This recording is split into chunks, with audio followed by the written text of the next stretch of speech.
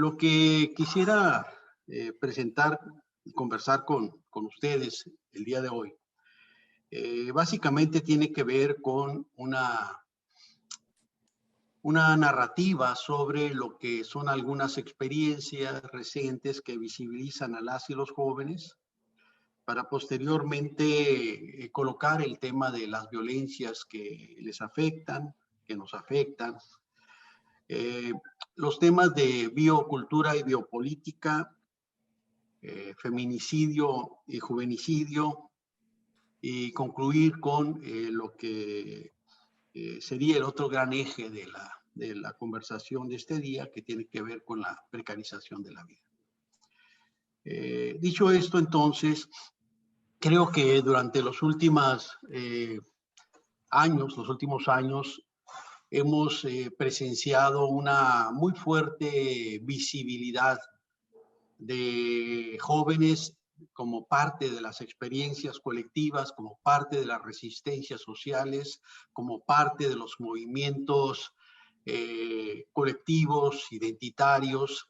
que han signado, que han marcado los escenarios mundiales. Un recorrido que a veces colocamos, como hicimos en un libro que se titula El sistema es anti nosotros, donde partimos de esa gran visibilidad a partir del 2010 con la experiencia en Túnez y particularmente la primavera árabe en Egipto 2011, para partir de ahí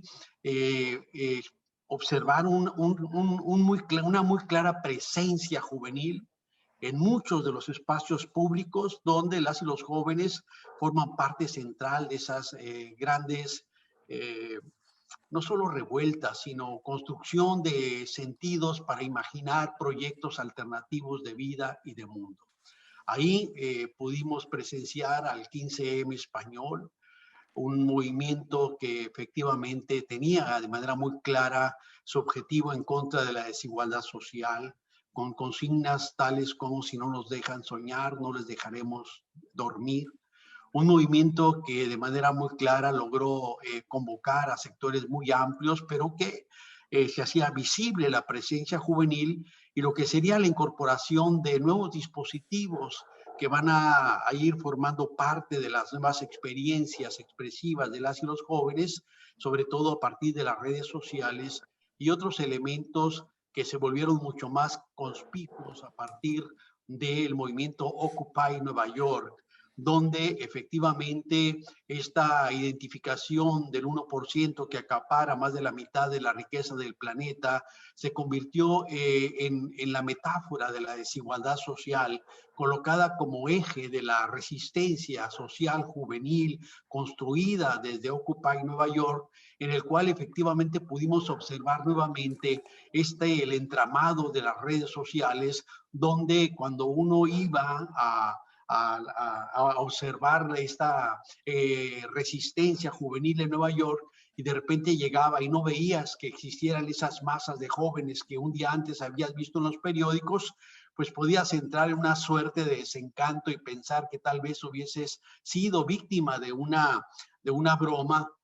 pero no. Lo que tenemos ahí es nuevas formas de acción colectiva a través de las cuales desde los dispositivos electrónicos, desde el internet, desde las redes, el vacío deviene multitud. Y como ocurrió con la bomba en el metro de España que anticipó la caída del Partido Popular, en el caso de Occupy Nueva York, justo la activación de las redes sociales posibilitaba que ese vacío en solo unos cuantos minutos llenara con la presencia de muchas gentes que llegaba por todos los caminos, como esta metáfora del final de la Revolución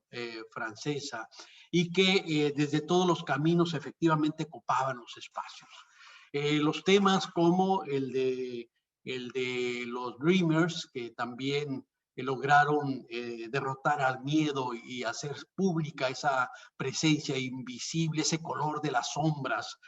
como en Robert Hitchcock, un racista, supremacista de aquí, que tenía de aquí de San Diego un programa de televisión y de radio y que siempre nombraba a los migrantes como las sombras. Yo escribí un libro que se llama Justo el color de las sombras, para darle visibilidad, para darle, no para darle sentido a esa fuerte presencia de los migrantes en Estados Unidos, y que a través de los Dreamers lograron construir, hacerse presentes, hacerse visibles, vencer el miedo, posicionarse, colocarse, dejar de ser la sombra para conformarse en un movimiento encuerpado de jóvenes que reclamaban sus derechos, y que en este caso efectivamente parece que en eso sí hay una clara condición de exitosa por algunas de los elementos que observamos recientemente con los cambios en la estrategia de Joe Biden frente a lo que fue la política de Donald Trump frente a los Dreamers. El tema marcante de lo que sería Black Lives Matter, las vidas negras importan, este movimiento que vuelve a poner el acento en lo que ha sido un racismo acendrado, un supremacismo acendrado que no termina de perecer, que se reproduce de forma cotidiana a través de los canales institucionales, un racismo que a partir de los años 20, 30, 40 generó lo que se llamó el problema mexicano, que no era otra cosa más que lo que fue la imposibilidad de niños mexicanos de ingresar a las escuelas públicas, a las escuelas básicas públicas en Estados Unidos, bajo el argumento de que eran inferiores mentalmente, de que eran retrasados mentales, y que todo esto llevó a una situación en la cual hubo muchas tesis, muchos libros que básicamente demostraban, bajo la influencia de la eugenésica, que los mexicanos éramos biológicamente inferiores a los angloestadounidenses, al igual que la población afroestadounidense. Tiempo después se logró demostrar que no eran los niños, sino que eran los instrumentos utilizados para evaluarlos. Instrumentos monolingües, monoculturales, instrumentos en los cuales se le preguntaba al niño recién llegado de Michoacán, de Nayarit, de Jalisco, diga tres ideas asociadas a la siguiente palabra: Navidad. El niño se emocionaba, decía nacimiento, comida y familia. La profesora, el profesor le decía incorrecto, la respuesta adecuada es Santo Claus, arbolito y regalos. Eran test monolingües, monoculturales, que sirvieron como parte de procesos institucionalizados de exclusión de niños y jóvenes en esta gran, en esta gran fuerza de exclusión racista, excluyente, que se dio y que se sigue dando en Estados Unidos, y que justo el movimiento chicano y el movimiento de los derechos civiles de la población afroestadounidense de los años 60 sirvieron para evidenciar y desmontar parte de esa estructura de racismo profundamente arraigado, institucionalizado, pero como hemos visto de manera muy clara, es un racismo que no muere, es un racismo que sigue obliterando la respiración de la población afroestadounidense y de la población latina, mexicana, de muchas maneras, y creo que estos movimientos han sido muy claramente protagonizados por jóvenes, y que estos son ejemplos muy claros de lo que estamos viviendo. El ejemplo de hashtag Yo Soy 132 en el caso mexicano, los ejemplos de los jóvenes de los barrios en el Triángulo Norte centroamericano, luchando por acuerdos de paz, el tema de la MANE colombiana, luchando por mejores, por no privatizar el sistema educativo, y más recientemente toda la lucha en contra de la reforma tributaria impulsada por Duque, que ha generado parte de las movilizaciones más amplias vistas en este país, protagonizados fundamentalmente por jóvenes, pero también por poblaciones indígenas, y que, como hemos visto, han sido objeto de una profunda represión que no termina, en un movimiento que desde el 28 de abril hasta la fecha no ha logrado, digamos, esta gran represión que se ha venido dando en contra de estos movimientos, vencerlos. El tema que estamos viendo con el apruebo en el caso chileno, con la gran presencia de jóvenes y mujeres en gran parte de estos nuevos movimientos. Siempre han estado ahí las mujeres y los jóvenes, eso hay que decirlo, pero han cobrado relevancia protagónica como parte de estos movimientos. Igual ocurrió con lo que fue el movimiento de los niños, los pingüinos en los años 80, igual fue ocurriendo con la Asociación Nacional de Estudiantes Chilenos en el caso de, obviamente, de Chile y la lucha en contra de la privatización de los sistemas educativos,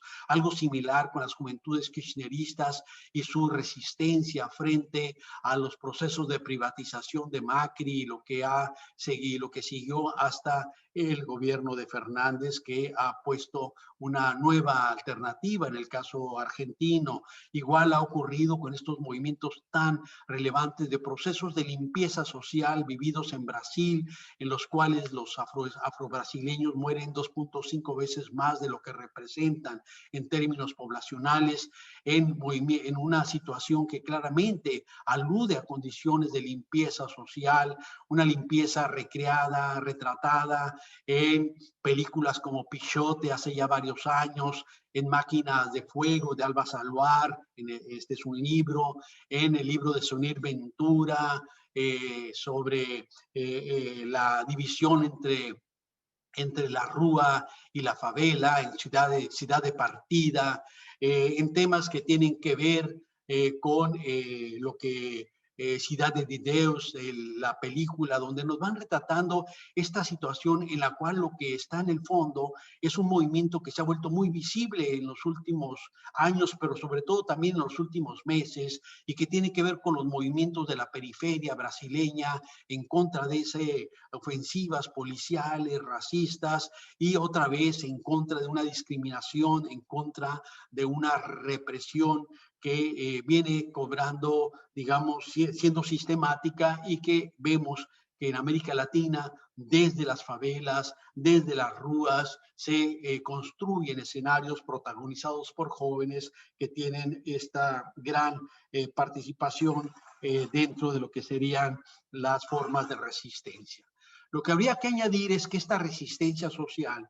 básicamente tiene que ver con una suerte de culturalización de las formas de la resistencia y de la construcción de los movimientos sociales. Mucha gente piensa que ya no existen esos movimientos, que ya no tiene sentido hablar. Pero en este caso, cuando hablamos de acción colectiva, estamos hablando de la construcción de un sentido común, un sentido colectivo de la acción, de los elementos que movilizan, de los ejes que organizan las protestas. Y en este caso, desde los años 90, lo que hemos observado es la incorporación de elementos culturales como parte central de esas resistencias. Elementos culturales que pasan por el uso de la poesía, por el uso de emblemas, que tiene que ver con afiches, que tiene que ver con los murales, que tiene que ver con los cuerpos significados, que tiene que ver con la disputa por el sentido y significado de las ciudades y del espacio público, que tiene que ver con narrativas que también recurren a las redes sociales, etcétera, etcétera. Entonces, esta culturalización muchas veces no está pasando por lo que fue la forma desde las cuales se vehicularon los movimientos sociales en décadas pasadas, pues sobre todo a partir de los programas políticos de las organizaciones. Todo esto, efectivamente, lo que vemos es un desdibujamiento de los partidos políticos como parte central de lo que sería el rostro de estos movimientos, en los cuales efectivamente hay otros actores, hay otras formas de participación y también otras formas de definición de la política y de lo político. Dicho esto, entonces, habría que plantear que lo que estamos observando de manera muy clara cuestiona uno de los elementos que se volvieron comunes hace algunas décadas, sobre todo después de la llamada década perdida. una década que efectivamente significó la expropiación de la esperanza de millones de jóvenes en el mundo y particularmente en América Latina, la acentuación de los rasgos neoliberales y esta expropiación de la esperanza donde claramente había un corte con lo que fueron las expectativas de construcción de sentido de vida en la generación de los baby boomers, donde aquellas personas que veníamos de la clase obrera podíamos, soñábamos, imaginábamos y teníamos certezas de que podíamos construir un proyecto de vida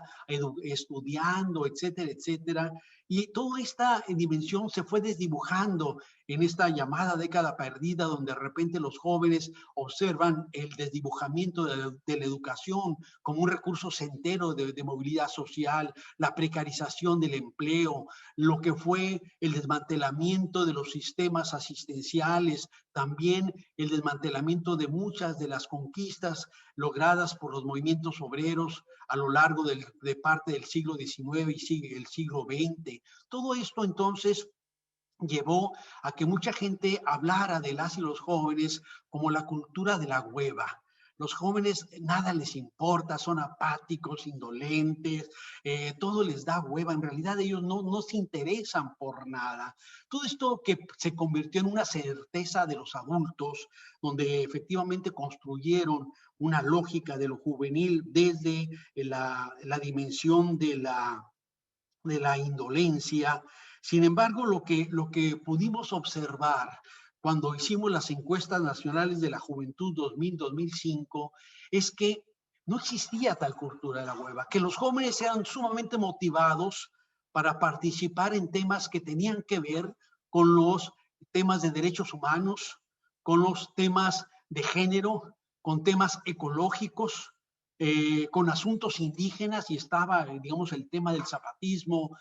convocó gran simpatía en amplias masas juveniles. Entonces lo que teníamos era que los jóvenes estaban más interesados en agendas sociales, en formas de participación a partir de una agenda social, que una forma de participación dentro de los mecanismos tradicionales vinculadas a los partidos políticos. Esto lo que nos llevaba era la necesidad de repensar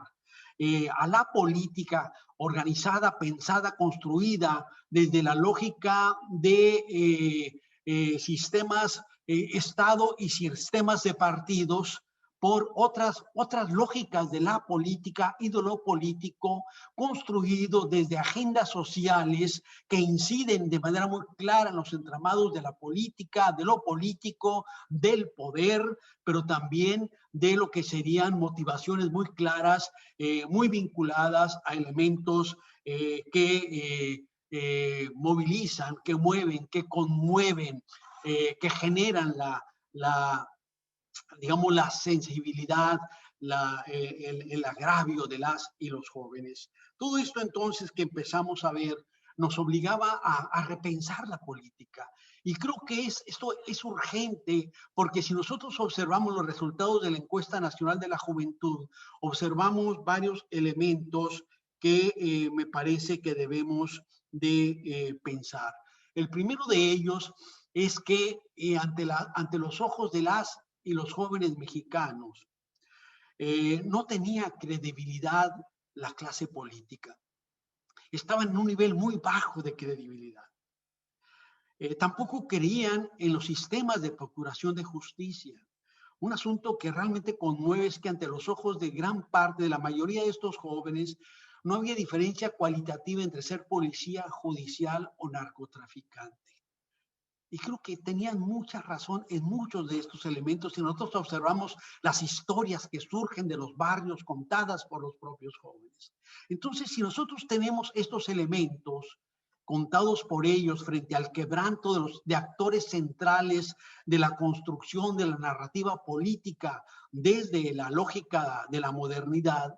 observamos otro asunto que era igualmente preocupante y tenía que ver con lo que fue ese vacío generado en las certezas de sus condiciones objetivas de vida. Los datos duros de empleo, los datos de pobreza, los datos que tienen que ver con el papel de la educación, vemos cómo se convertían en elementos endebles, en elementos desdibujados, líquidos, diría Sigmund Bauman, aunque no me gusta mucho el concepto, pero eran elementos que no desprovistos de la certeza que había tenido en narrativas anteriores. Volveré sobre esto, solo lo apunto, el tema del dibujamiento de la certeza a partir de lo que sería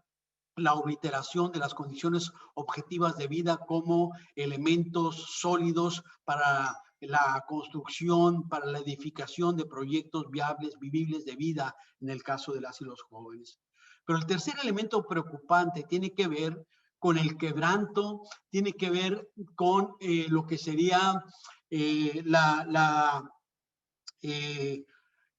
implosión del marco axiológico. Quienes crecimos con una serie de certezas en ciertas figuras que se convirtieron en los referentes a partir de los cuales construíamos el polo de los buenos en las películas de nuestras vidas, las figuras probas, las figuras bondadosas, las figuras señeras, las figuras germinales, las figuras ejemplo, las figuras que nos servían como estos faros luminosos en esos discursos cursis con los cuales nos educamos, pero que tenían sentido porque eran desde esas imágenes donde reflejábamos el tema de la bondad y cómo podíamos orientar nuestros pasos en la incertidumbre de la vida. Pues de repente vemos que ante los ojos de las y los jóvenes en México, estas figuras que tenían que ver con imágenes como las que acabo de señalar, la política, el político, la policía, incluso las figuras religiosas, no tenían ese valor que antes tuvieron ante los ojos de las y los jóvenes, y emergían otros actores que formaban parte del mundo de la maldad, del mundo de la amenaza, del mundo de lo ominoso, y que de repente eran referentes importantes, y me refiero fundamentalmente a imágenes provenientes del narcomundo, en el cual muchos jóvenes de repente encontraron que desde ahí podrían orientar el sentido de sus vidas. Lo que estamos viendo, para decirlo en palabras de Hannah Arendt, es la banalidad del mal. Y obviamente esto está vinculado con la banalidad del bien. Esto está vinculado con lo que sería el trastocamiento de los códigos de construcción de sentido de vida y de muerte para muchos, para millones de jóvenes en América Latina, donde efectivamente lo que tenemos es la necesidad de repensar la política, lo político, los referentes de construcción de sentido de vida y los marcos que le estamos ofreciendo a las juventudes para la definición de lo que serían sus agendas sociales. Pero entonces esto nos lleva inmediatamente a otra pregunta. Cuando hablamos de estos agregados de los jóvenes a partir de las encuestas nacionales, yo hablo mucho también de un trabajo etnográfico ya de casi 4 décadas con jóvenes. Pero entonces la pregunta que surge es, ¿de qué jóvenes estamos hablando? Yo creo que para empezar a trabajar esto, lo primero que hay que decir es que no existe el joven, que el joven como construcción óntica es inexistente. No hay un joven que represente al conjunto de las y los jóvenes. Y entonces, si lo colocamos en esa tesitura, entonces tenemos que efectivamente especificar de qué joven estamos hablando. Y lo primero entonces que tenemos que añadir es que no existe el joven fuera de los marcos cronotópicos que le significa. No existe el joven fuera de los ámbitos de tiempo y lugar que le construye. No existe el joven fuera de la historia específica, particular, fuera del ámbito del territorio, del espacio significado y significante en el que habita y que él también significa. Para ponerlo en palabras de Henri Lefebvre, en un espacio en el cual se articula lo que sería el espacio concebido por quienes tienen el poder para diseñar las lógicas del propio espacio, pero por otro lado, entre el espacio vivido y el espacio representado, hay una clara tensión donde tiene que ver que al final de cuentas el espacio es una expresión de las relaciones sociales. Entonces no existe el joven fuera de esas relaciones de tiempo y de lugar que lo cargan de sentido, que lo cargan de significado. Entonces esto efectivamente está anclado a una dimensión cronotópica y sincrónica desde la cual tenemos que pensar a las y los jóvenes, pero que incluso en ambas, desde la dimensión diacrónica o desde la dimensión sincrónica, no podemos hablar de una juventud homogénea. Por lo tanto, el joven como un constructo homogéneo es inexistente. Entonces, si queremos realmente incidir, cargar de sentido, construir políticas públicas para las y los jóvenes, tenemos que incorporar el tema de las condiciones juveniles, más que el joven, las condiciones juveniles y efectivamente desde ahí poder entender de qué tipo de condición juvenil aludimos, de qué jóvenes estamos hablando. Y aquí yo quiero plantear un asunto que me parece importante y simplemente lo voy a plantear de manera muy telegráfica. Entiendo que Alex tiene ahí la guillotina para cortarme la cabeza junto con el tiempo cuando me llegue a mi tiempo, digamos, impostergable. Entonces, lo diré muy brevemente. Pensar a la juventud desde la condición diacrónica nos obliga a pensar los distintos elementos desde los cuales se fue construyendo el sentido de lo juvenil, básicamente desde perspectivas adultocráticas. Efectivamente, lo que nosotros pensamos como jóvenes es una realidad muy reciente. Entonces, de repente queremos pensar en la eternidad a las y los jóvenes. En un libro que yo publiqué hace tiempo que se llama El futuro ya fue, socioantropología de las y los jóvenes en la modernidad. Hago una alusión ahí a lo que era la condición juvenil en las culturas, digamos, prehispánicas, particularmente en algunas, en los mayas, en náhuatl, en América, porque usualmente están fuera de lo que es la reconstrucción de la historia social de las y los jóvenes en la mayoría de las metanarrativas que escuchamos sobre la juventud y lo juvenil. Entonces, hago un paréntesis para decir que estoy hablando desde una suerte de metarrelato. Esta sería un poco para colocar los ejes, para pensar a las y los jóvenes, para que en la segunda conversación que tengamos ya entrar mucho más directo a hablar de jóvenes particulares, movimientos particulares, identidades juveniles específicas. Pero necesitamos tener estos dispositivos para poder entonces tener un lenguaje común que nos permita discutir sobre esto. Entonces, en lo que son las historias sociales, usualmente pues se parte de la Grecia antigua y el concepto de la efebía como un elemento del cual se construía la condición juvenil.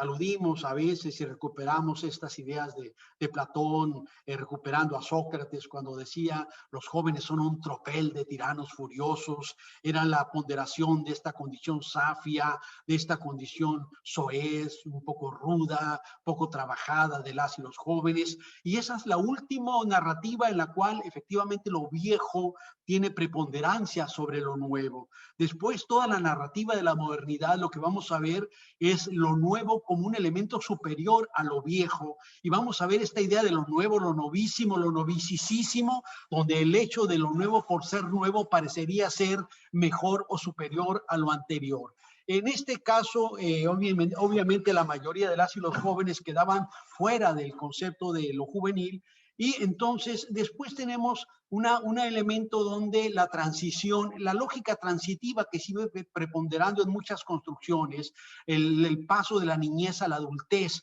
donde se ve a la juventud como una condición transitiva, es el paso de niño a adulto, lo cual efectivamente existe de manera muy clara. Como decía Jacques Cocteau, día tras día observo frente al espejo el paso implacable de la muerte y vamos viendo esta dimensión transitiva en términos corporales, lo podemos ver desde las perspectivas biologicistas, lo podemos ver en las transformaciones en términos mentales desde las perspectivas psicologistas, lo podemos ver en términos de lo que plantean algunas perspectivas económicas, que básicamente tiene que ver con el tránsito en el momento en que el joven se vuelve autosuficiente o ingresa al mercado laboral, se vuelve adulto. En términos básicamente biológicos, la aparición de los caracteres secundarios sería la adolescencia y posteriormente, digamos, ya la plenitud.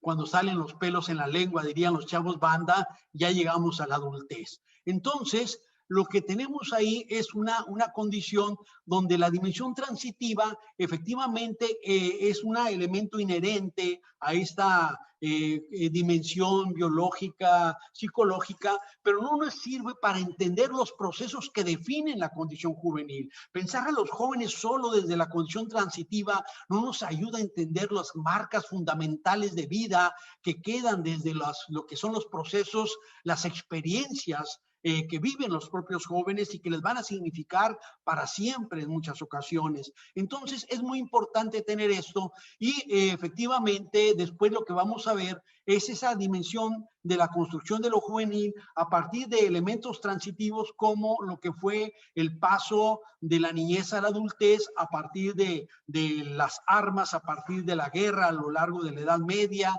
lo que fue el ingreso al mercado laboral con la revolución industrial, por ejemplo, era ingresar al mercado de trabajo, lo que era el elemento simbólico, significante de la transición. Posteriormente, a partir del siglo XIX y la primera mitad del siglo XX, va a ser la masificación de los sistemas educativos y va a ser lo que va a posibilitar por primera vez la construcción de un sentido propio de vida por parte de las y los jóvenes, los estudiantes que empiezan a tener esa suerte de moratoria social que no queda construida ni desde el tema de la formación inicial, ni desde el tema del trabajo, donde van a poder desarrollar estilos de vida propios, identificables, reconocibles, que claramente van a extrañar en cierto momento como a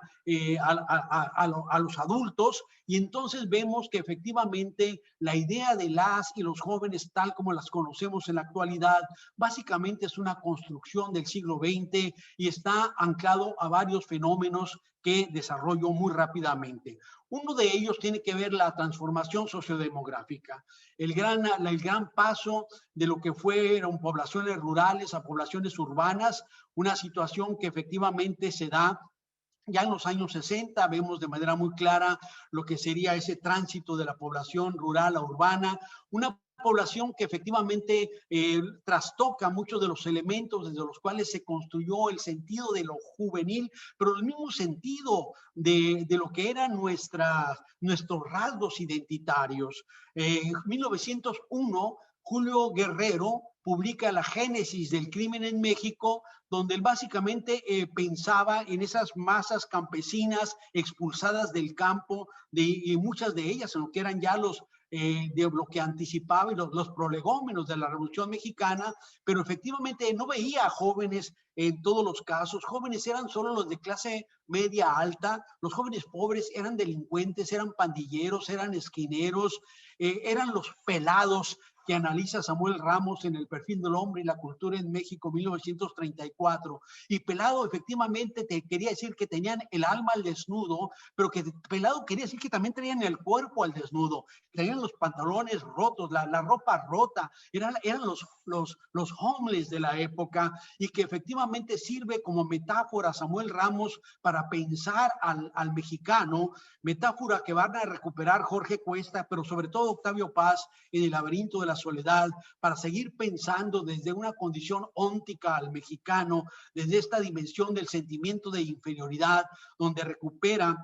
las tesis de Salazar Mayén en el sentido de ese sentimiento de inferioridad del mexicano que vendría desde la conquista. Ahí lo que tenemos entonces es esa transición rural a urbana con la conformación de nuevas formas expresivas culturales por parte de las y los jóvenes que se vincula con otras dimensiones. Por un lado, esta dimensión sociodemográfica. Segundo lugar, todo lo que tiene que ver con el fenómeno de la posguerra, con el famoso baby boom y el crecimiento, digamos, el alto índice en las tasas de natalidad que generó efectivamente una gran presencia juvenil, un famoso bono demográfico juvenil en el cual los jóvenes urbanos van a ser quienes van a transformar las calles. Esto que en la nueva grandeza mexicana Salvador Novo se burlaba un poco de Samuel Ramos y decía, ¿dónde están estos jóvenes acomplejados del que hablaba el filósofo mexicano? Y sobre todo, y también de Octavio Paz en cierta forma, y él lo hacía pensando en que ya había jóvenes que aparecían en las ciudades en shorts, con otras formas, digamos, de indumentaria, y todo esto que va a cobrar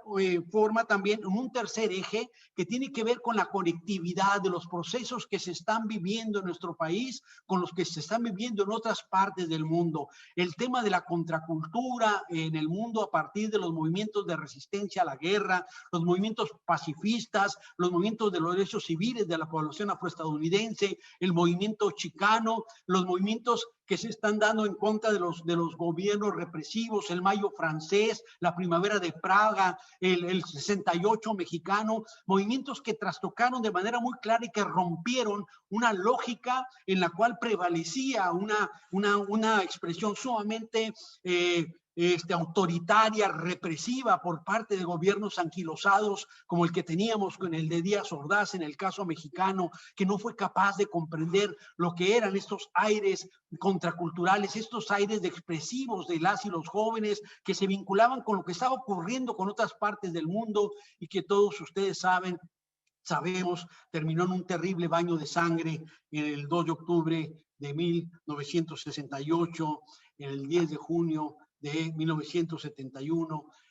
con más de 500 desaparecidos durante la llamada guerra sucia, que no era ninguna guerra, fue básicamente el avasallamiento de jóvenes. Todo esto entonces colocó algo que me parece importante destacar. Por primera vez emergió el joven de la clase media y particularmente el estudiante como epítome de la condición juvenil. Y por primera vez desde los años 50 observamos la expresión muy clara a nivel mundial de jóvenes que cuestionaron la etiqueta del sentido, la construcción de lo juvenil desde los mundos adultocráticos, experiencias de la generación de la Lost Generation, la generación perdida, esa generación que veía con profunda indignación millones de muertos en guerras absurdas, en guerras por intereses económicos, que como ocurrió con la Primera y la Segunda Guerra Mundial, como ocurrió con la generación de los beatniks, con Jack Kerouac en el camino planteando estas formas de disidencia, Ferlinghetti con sus expresiones también en el campo de la poesía, en la contracultura, Allen Ginsberg con su poema El Aullido como himno generacional. Yo he visto a los mejores hombres de mi generación morir en las drogas, morir en las guerras, Mike McClure, Corso, Charles Bukowski, soy la orilla de un vaso que corta, soy sangre, todas estas expresiones que derivarán también en el hipismo, en sus distintas vertientes, el rock ácido californiano con Jimi Hendrix, la expresión poética, política con Joan Baez, Bob Dylan, Jefferson Airplane, todo lo que tenía que ver con el movimiento politizado, con algunas canciones de los Beatles, sobre todo lo que tenía que ver con John Lennon y su acercamiento a The Militant, cuando escribe Power to the People, Imagine, el tema mismo de lo que sería después la experiencia sensorial, la cultura zen, otra forma de otra suerte de hipismo, o las experiencias, digamos, más banales al estilo de los Beach Boys, que se conformaban con cantarle a los atardeceres atardeceres y a los soles californianos. Toda esta heterogeneidad conformó parte del movimiento del hipismo y todo esto impactó lo que fueron las experiencias que en parte estaban también marcadas por la incorporación de las culturas de las drogas, lo que fueron la experiencia contracultural en el caso de jóvenes urbanos mexicanos y que obviamente la lectura de La tumba, de Perfil, José Agustín y sus textos literarios signaron a una parte importante de la juventud letrada urbana de esa época. Por cierto, hoy la UAM pasará un programa en el cual participamos Pacho de Maldita Vecindad, Enrique Marroquín y yo, que son una serie de diálogos que se vienen dando en torno a José Agustín y la contracultura. Bueno, entonces, todo esto que tuvimos efectivamente colocó, son parte de los elementos que significaron los grandes cambios desde los cuales se dio la expresión y la irrupción de los jóvenes de clase media y los jóvenes de las clases altas, como donde el estudiante representaba lo mejor de la juventud, el futuro de las y los jóvenes, etcétera, etcétera. Pero el 68 también representó la caída terrenal de las y los jóvenes de la clase media. Entonces, lo que tenemos ahí es que efectivamente estamos hablando de jóvenes con muy distintos sentidos de vida, con muy distintas experiencias, con muy distintas condiciones de vida. Y entonces, ahí lo que me parece importante colocar un concepto que yo manejo, o que, bueno, que yo construí, que es el del tiempo social, o la intensidad del tiempo social. Porque cuando trabajaba mucho yo con cholos, y después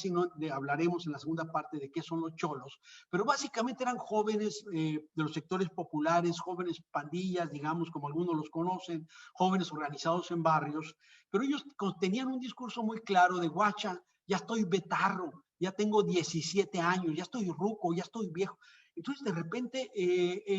o uno de ellos que decía en toda la decrepitud de mis 17 años, el problema es que uno los veía y sí se veían más rucos que jóvenes de su misma edad de otras clases sociales. Entonces, esto nos lleva a una situación donde hay que recuperar el tema del tiempo social, pero para eso hay que agotar lo que yo venía desarrollando en tema de que no podemos hablar en términos diacrónicos de una homogeneidad de la juventud. No existía esto. En la Edad Media, la edad promedio eran 28 años. Después vimos cómo cambiaron el sentido de lo que era la experiencia juvenil y va a ser hasta mediados del siglo XX cuando los jóvenes van a colocar sus propias categorías de definición de lo juvenil frente a los mundos adultocráticos. Y de entonces hasta la actualidad lo que tenemos es un cambio muy importante donde sigue habiendo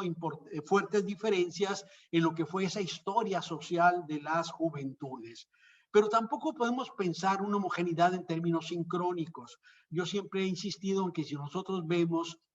lo que ocurre con una mujer de 25 años en Chiapas que tiene 5 hijos y lo comparamos con una mujer de 50, 60 años urbana del Pedregal de San Ángel. Si alguien de aquí vive en el Pedregal de San Ángel, les ofrezco una disculpa. Es descriptivo, no es connotativo lo que estoy diciendo. O como lo digo en ocasiones, el síndrome Madonna, que en esas edades siguen teniendo look, apariencia y rutinas juveniles. Se ven jóvenes, tienen cuerpos juveniles. Entonces, si nosotros comparamos estos cuerpos envejecidos por las condiciones de vida de los sectores más empobrecidos, y si pensamos que todavía en México, entre otros sectores más pobres y los sectores más ricos, puede haber hasta 15 años de diferencia en la esperanza de vida al nacer, o hasta 25 años en la esperanza de vida al nacer en los sectores más pobres, los sectores nativos más pobres en el mundo y los más ricos. Entonces, es obvio que no podemos hablar de una dimensión cronológica, de una inscripción cronológica corporal similar. El paso del tiempo es diferenciado en los cuerpos a partir de estas condiciones juveniles de las que estamos hablando. Por eso entonces, cuando estos jóvenes planteaban esas experiencias, empecé a trabajar desde tres ejes, lo digo muy rápido. El primero fue pensar teóricamente la idea de un tiempo social diferente a sí mismo, un tiempo donde la concepción de revolución de Marx me pareció fundamental, una concepción en la cual en los tiempos de la revolución, decía Marx, parecería que los tiempos se comprimen. Esto que sirvió también para pensar la ley del desarrollo desigual y combinado, como ocurrió con el paso del arco y la flecha a las armas de fuego en solo unos años en América, mientras que en Europa llevó siglos, como decía el propio Marx. Todo esto que nos lleva a transiciones donde el tiempo se comprime bajo ciertas características, pero esto nos lleva a la necesidad de pensar el tiempo social inscrito en el cuerpo. Y ahí yo siempre digo, fue la lectura de Stephen Hawking, La breve historia del tiempo, que nos permite pensar a partir de la paradoja de los gemelos. Y dice Hawking, solo paradoja para quienes siguen pensando desde el tiempo newtoniano, no desde el tiempo einsteiniano, donde efectivamente esos gemelos envejecen de forma distinta dependiendo la altitud en la que vivan, pero también dependiendo si uno de ellos pudiera viajar en un cohete espacial. Entonces, esto nos permite pensar que a partir de condiciones, no solo de altitud, sino también condiciones socioeconómicas, lo como está demostrado con las formas expresivas de la morbilidad, podemos ver que se envejece de forma distinta, de forma diferenciada. Pero también en una misma persona existen elementos que marcan digamos, las velocidades del tiempo. Esto que en América Latina le llamamos dio el viejazo, se le vinieron los años encima, esta suerte de enruquecimiento inexplicable en el cual le decimos a la persona, ¿qué te pasó? ¿No? ¿Por qué el quebranto económico, los problemas emocionales, los asuntos de salud que hacen que de repente una persona envejezca de manera muy acelerada, o por lo menos esa es la impresión que tenemos cuando la vemos? Entonces, dejamos establecida el concepto de intensidad del tiempo social que nos permite pensar a las condiciones juveniles, que son condiciones que no son homogéneas ni en términos sincrónicos ni diacrónicos, y que esa condición juvenil entonces está definida por características de orden socioeconómico, pero también por otra serie de elementos que incluyen efectivamente aspectos de morbilidad, lo cual ha sido muy evidente en la pandemia, donde no es los factores, donde la pandemia no es, digamos, la expresión de per se de una muerte diferenciada, sino que la pandemia es una metáfora clara de la desigualdad social que vivimos en el planeta, no solo en términos de los factores de comorbilidad vinculados a experiencias alimenticias y otra serie de elementos que influyen en la salud de las personas, sino también, como lo vimos muy claro, la privatización de los sistemas de salud, la precarización de los sistemas de salud y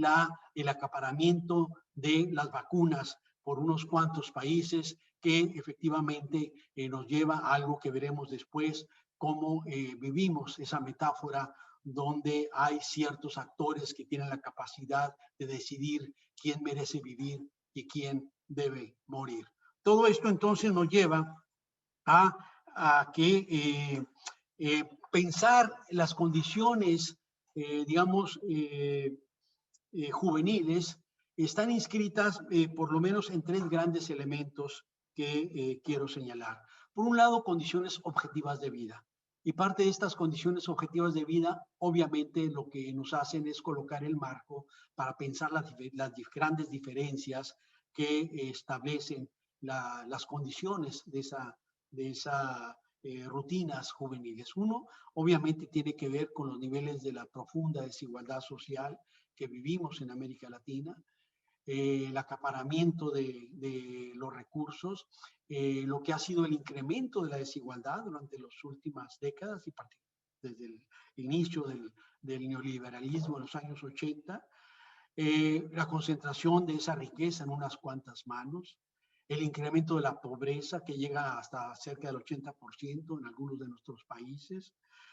una pobreza que duele, una pobreza mortecina en muchos de los casos, una pobreza que colinda con la miseria en muchos otros, elementos que tienen que ver con la precarización del empleo, trabajar, estamos viviendo situaciones donde el desempleo es muy alto, de cerca del 40% de las personas que tienen, el 60% de los empleos que se generan son en la informalidad, que colinda con la paralegalidad. Dentro de los empleos formales, solo 40% de quienes trabajan tienen acceso a prestaciones sociales tradicionales. Gran parte de estos se han desmantelado mediante los outsourcing y otro tipo de figuras que han venido, digamos, desmantelando las conquistas o las condiciones que se construyeron en el siglo XX, que le daban cierta estabilidad laboral y ciertas condiciones de vida a los propios trabajadores, en lo que fue el abatimiento del salario mínimo, y particularmente del salario real, más que el salario mínimo, el salario real que tiene que ver con lo que se puede comprar con el salario que se recibe más allá del monto. Todo esto entonces, el hecho de que no se generaron en los primeros 10 años los 6 millones de empleos que se requerían en América Latina para los jóvenes que ingresaban al mercado laboral, el hecho que tenemos cerca de 230 millones, más todo lo que viene con la pandemia de personas, digamos, que viven o que se encuentran en condiciones de pobreza, muchos de ellos en condiciones de extrema pobreza, y gran parte de ellos obviamente son jóvenes los que viven los niveles más altos de desempleo, pero por otro lado tenemos que los privilegiados que sí tienen empleo, resulta que trabajar no los saca de la pobreza. Son trabajos precarios, son trabajos donde efectivamente tienen que buscar 1 o 2 trabajos, 3 trabajos cuando se puede, el Uber, los elementos, digamos, de trabajo informal. Sabemos también que no se respeta que el trabajo, que como dice la Constitución, el salario sirva para la remuneración, para la vida, una vida digna del trabajador y de su familia. No ocurre lo que dijo de manera profundamente irresponsable e indolente un funcionario hace algunos años, que decía que con 6,000 pesos mensuales un trabajador podía alimentar a su familia, darle educación privada y hasta comprarse su bocho y su vivienda. Este tipo de declaraciones realmente insultantes que sí, seguimos escuchando en muchas ocasiones. Entonces, lo que tenemos es este abatimiento de las condiciones objetivas de vida que posibilitaban la construcción de un camino de movilidad social para la población. Esto se vincula con el tema de la educación, donde efectivamente no solo hemos visto una precarización de la educación, una educación que ha tenido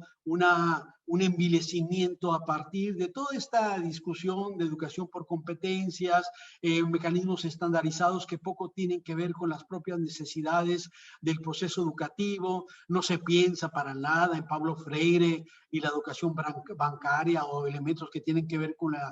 la educación crítica, o elementos que tienen que ver claramente con la formación humanista como un elemento necesario, no solo para el tema del empleo que pasa por otros caminos, sino para construir mejores personas, mejores ciudadanos.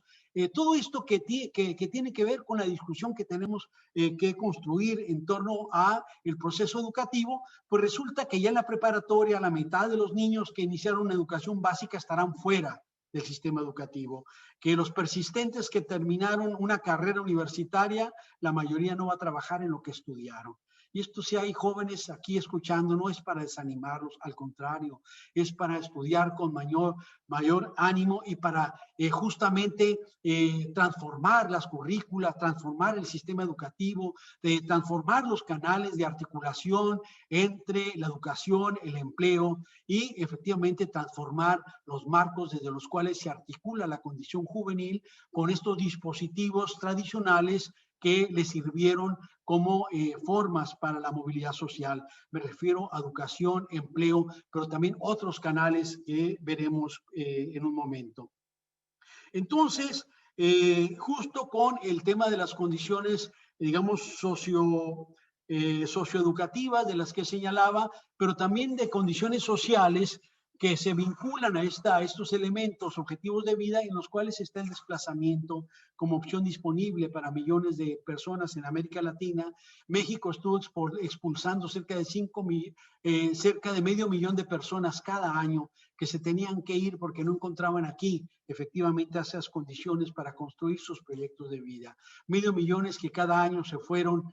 a otros países, principalmente Estados Unidos, y que en otro momento tal vez hable del tema de la migración, que es algo que también trabajo de manera amplia, pero que por ahora lo podemos dejar en este nivel, y que después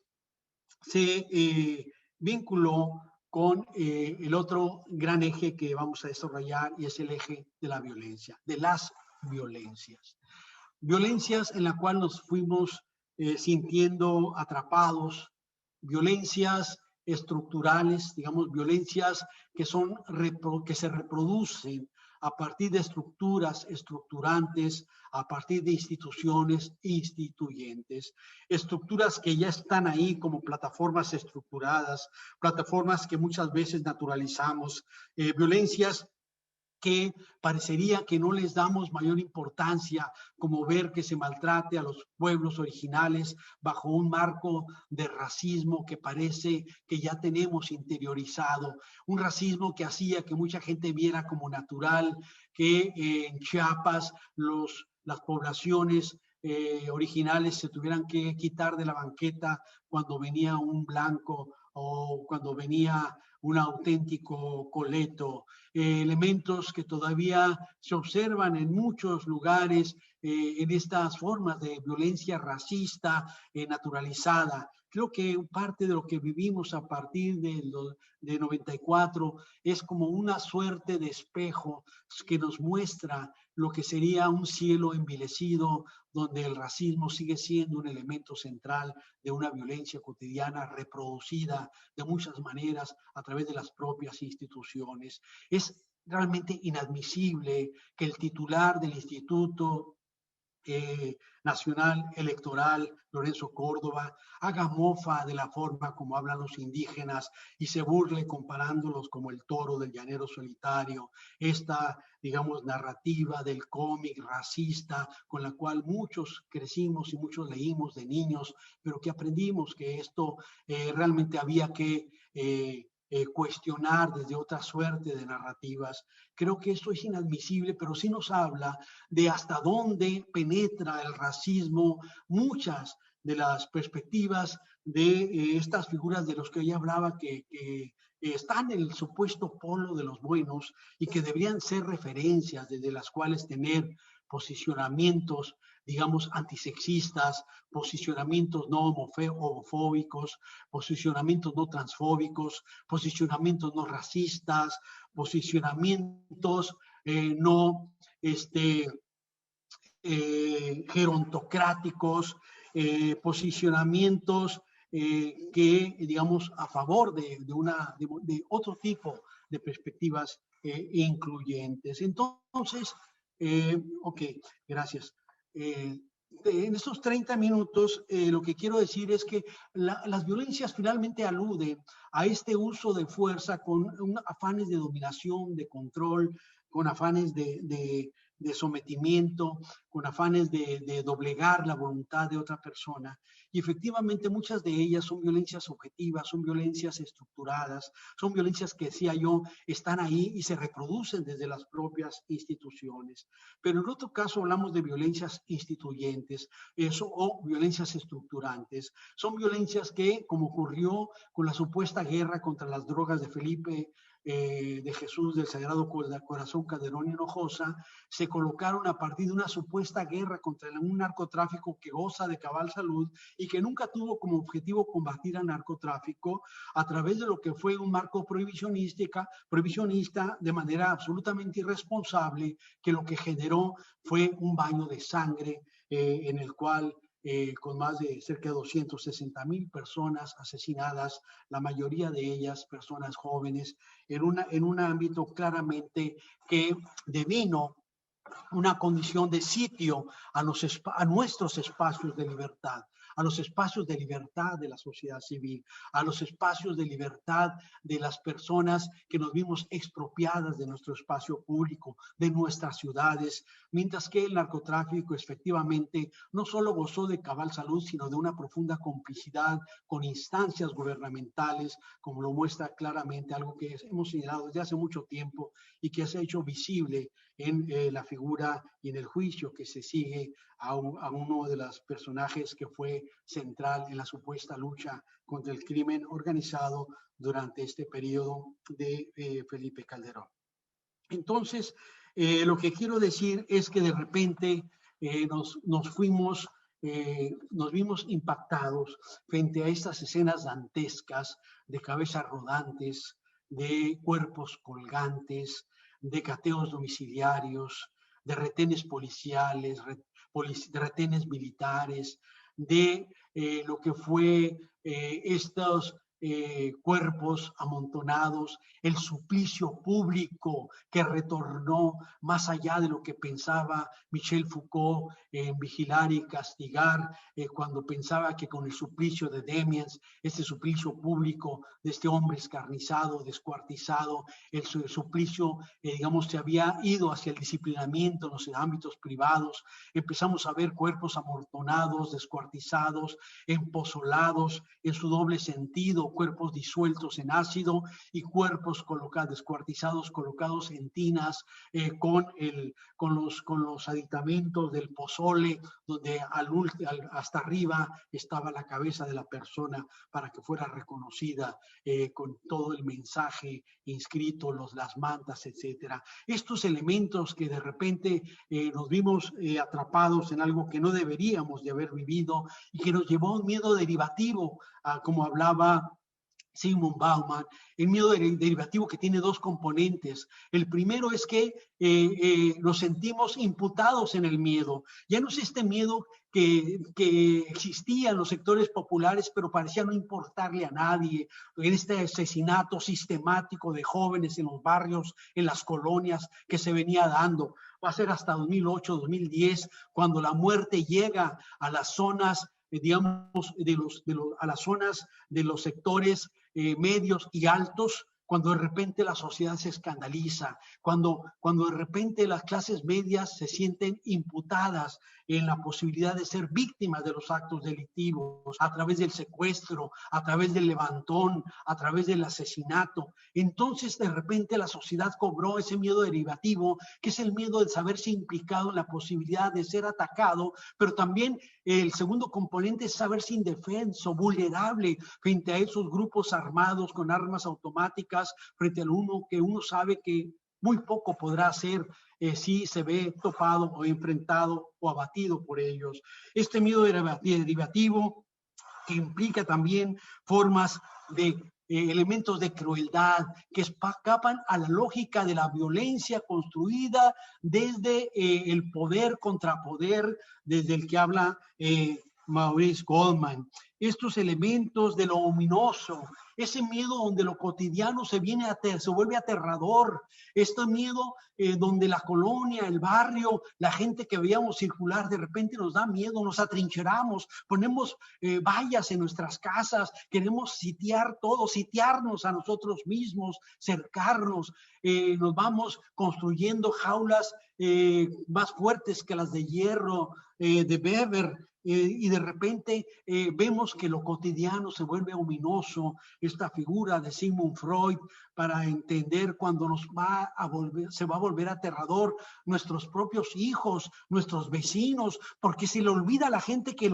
la gente que del narco no son marcianos, que no nacen niños sicarios, que somos sociedades que estamos construyendo personajes, digamos, que están inscritos en esos mundos, que los ponchis, estamos hablando de más de 100,000 niños que viven en condiciones de precarización, como este niño que se convirtió en un sicario que a los 11 años grababa sus propias torturas y ejecuciones. El tema de que los tonas estos jóvenes que defino como los que dicen todo o nada, más velo una hora de rey que una vida de buey, me la juego, jóvenes que están jugándose la vida todos los días en algo que no es vida fácil. O sea, dice, no, le gusta la vida fácil. No, no es fácil, así me lo dijo una vez uno de ellos. Fácil, no, o te cuento. Entonces, obviamente que no tiene nada de fácil estar arriesgando toda la vida. Es un presentismo intenso en un elemento de expropiación de los dispositivos y los canales de movilidad social y de construcción de proyectos de vida, en el cual aparece el referente del narcotráfico como un elemento que les garantiza una opción frente a la otra condición de trabajar 10 horas diarias por 60 años de su vida, donde jamás van a salir de la pobreza, el entender que el trabajo se convirtió en una metáfora de la precarización y el doble discurso del trabajo en el que enaltece, de repente se desdibuja frente a códigos cruzados que tenemos en relación con el propio trabajo. Entonces muchos de estos jóvenes, digamos, del desencanto, a quienes yo digo que decía que les expropiaron el futuro, ya en los 90 y en los 2000, lo que tenemos es que esos jóvenes se convirtieron en los desechables de Zygmunt Bauman, jóvenes a los cuales efectivamente sus vidas no importan. Son los homo sacer de Giorgio Agamben, son esas vidas que se pueden sacrificar sin cometer asesinato. Son efectivamente lo que tiene que ver con las vidas sacrificables, es lo que tiene que ver con el tema de las vidas precarias de las que habla Judith Butler, es lo que tiene que ver con lo que sería el tema de los cuerpos teratos, los cuerpos nostrificados, este elemento de que a nivel de metáfora utiliza Antonio Negri o Marie-Louise Prat o Mabel Moraña, todo eso, estas no personas. Estamos hablando de jóvenes que después en la segunda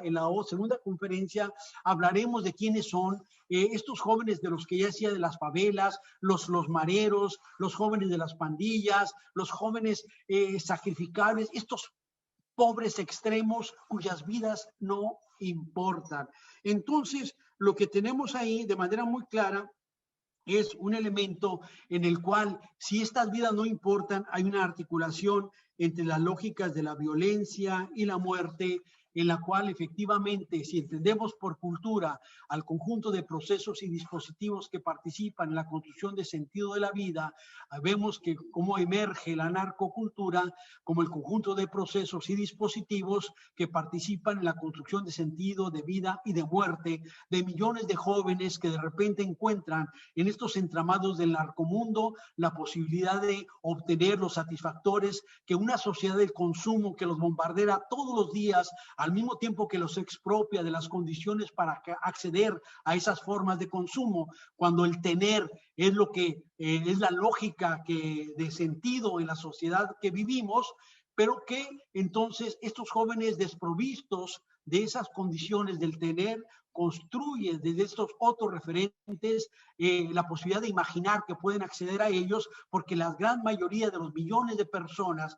que ingresan al campo del narcomundo igual no van a tener jamás la posibilidad de acceder a esas mujeres trofeo de la lógica machista del narcomundo, de acceder a esos ámbitos de poder del don construido desde las escenas del narco, a esos elementos que tienen que ver con la exaltación de las identidades regionales, de la valentía, de un valor construido a partir del arma de fuego o de esta condición que le ofrece la posibilidad de ejercer una violencia en la cual es una violencia que tenemos que analizar desde otros patrones a los que analizó, por ejemplo,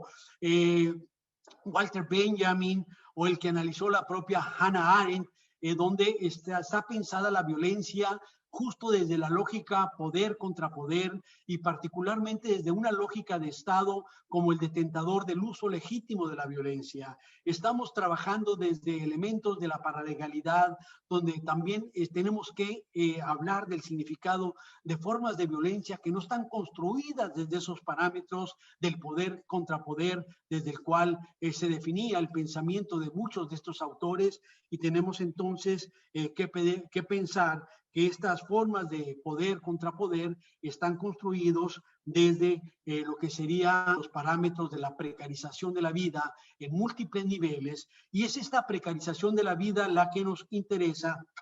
Ahí te preguntaría, Alex, ¿cuánto tiempo me queda para organizar un cierre más o menos?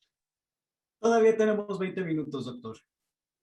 Caramba, allá ves que el tiempo social corre de forma diferenciada. Es correcto. Gracias. Bueno, entonces esto me permite entrar a lo que estamos viviendo y cómo se colocan las y los jóvenes frente a los escenarios de violencia que ya señalé. En esta perspectiva que yo enmarcaba de lo que fue la irrupción de esas violencias que han tenido como destinatarios principalmente a cuerpos jóvenes, personas jóvenes, hay dos elementos que se vuelven muy importantes cuando pensamos en esas violencias. Uno de ellos es el tema del feminicidio, un concepto que va a aparecer después de que se volvió evidente, visible en nuestro país lo que estaba ocurriendo con el asesinato de mujeres jóvenes, mujeres trabajadoras, mujeres pobres, mujeres de los barrios populares, y que se llamó Las Muertas de Juárez. El tema de las Muertas de Juárez, que se empieza a presentar en 1993, e insisto, no quiere decir que no estuvieras de antes, está desde mucho tiempo antes, pero digamos, esta dimensión, esta discusión se hace visible en el 93 a partir de Ciudad Juárez, y evidentemente colocó la necesidad de hacer presente y nombrar una violencia que claramente dirigida, sesgada en contra de las mujeres y que en contra de estas mujeres vulnerables, jóvenes, trabajadoras, pobres, etcétera, y que el tema de las muertes de Juárez es un telón a partir del cual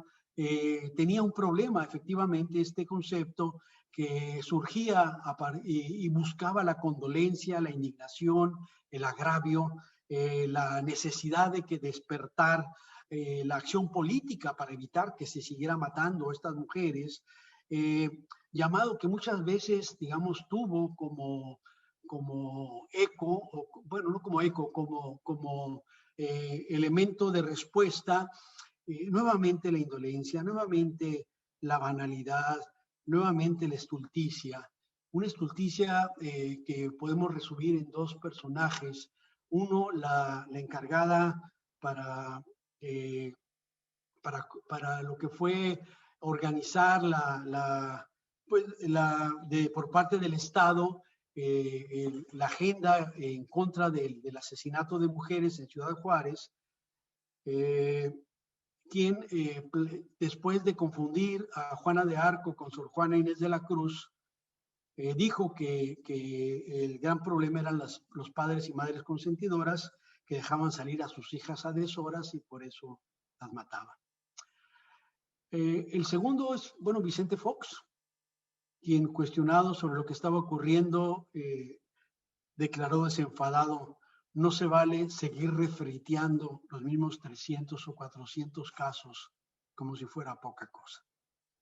Entonces, el punto aquí es que esto sirvió como lugar de entrada para lo que después se definió como feminicidio. Y el feminicidio es un concepto de la literatura de Estados Unidos del siglo XIX, el femicide, donde Diana Russell lo recupera para hablar del asesinato sistemático de mujeres. Ella dice por el hecho de ser mujeres. Este concepto fue traducido a México por Marcela Lagarde y fue también utilizado por otras feministas como Julia Monarres y muchas más, que empezaron a cargar con nuevo sentido el tema de las muertas de Juárez, porque en las muertas de Juárez no había acto homicida, había víctima, pero no había actor del acto homicida. En el feminicidio lo que se hace es colocar en el centro el acto homicida, y es un acto homicida que se origina dentro de un escenario de, como se decía en un primer momento, del patriarcado. Yo digo, ojo, no es el patriarcado, y eso hay que tenerlo muy claro, es el orden patriarcal. Patriarcado ha existido por siglos en todas nuestras sociedades y sigue existiendo en todas ellas,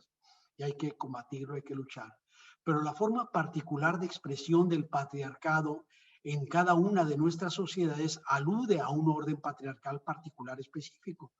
Digamos que en Dinamarca y en México hay patriarcado, pero la forma de expresión es diferente. No quiere decir, afecta igualmente a las mujeres. Ojo, no estoy minimizando nada. Lo único que digo es que tenemos que entender cómo se construye, porque con la dominación patriarcal de Pierre Bourdieu, tenemos que pensar que el orden patriarcal, bueno, Bourdieu dice el patriarcado, la dominación masculina, se construye obviamente desde las instancias de socialización primaria, desde la familia, el barrio, la escuela, los medios de comunicación, las instituciones, el Estado. Obviamente desde ahí se producen y reproducen esas relaciones que cargan de sentido, las relaciones de género. Entonces, pero esto puede ser muy distinto en nuestras diferentes sociedades. Entonces, lo que digo es el patriarcado en su expresión de un orden particular patriarcal en cada una de las sociedades, y este es el punto de partida, desde mi punto de vista, para avanzar en lo que serían otros elementos que nos ayudan a entender lo que es el eje del asesinato de las mujeres. Porque yo insisto, nosotros no somos cuentamuertas o cuentamuertos, lo veremos después. Nuestra función no es contar muertos, nuestra función y nuestra responsabilidad ética, política y académica es la comprensión del entramado contextual, de ese contextualismo radical que es el que posibilita que se asesine y se siga asesinando personas, en este caso mujeres, para evitar que se asesinen. Esa es nuestra responsabilidad, no contar cuántos mataron. Entender y generar dispositivos como el que estamos pensando ahorita juntos, para efectivamente generar estos dispositivos de orden académico, social, político, para luchar en contra de ese asesinato de mujeres, en contra de la reproducción del orden patriarcal, en contra de la desigualdad, en contra, en fin. Entonces, esto cuando yo analizo en un libro que se llama Sed de Mal,